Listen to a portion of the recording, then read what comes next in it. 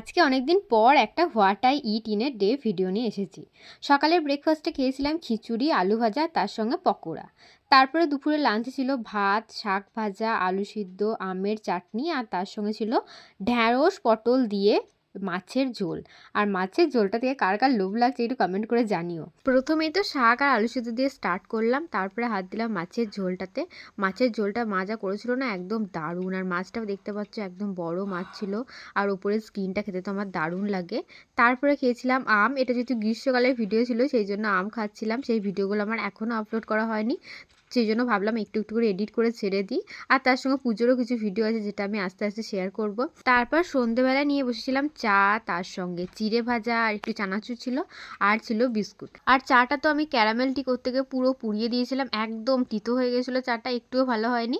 আজকের খাওয়া দাওয়ার পর্ব এখানেই শেষ করলাম। আবার দেখা হবে নতুন কোনো ভিডিওতে। টাটা।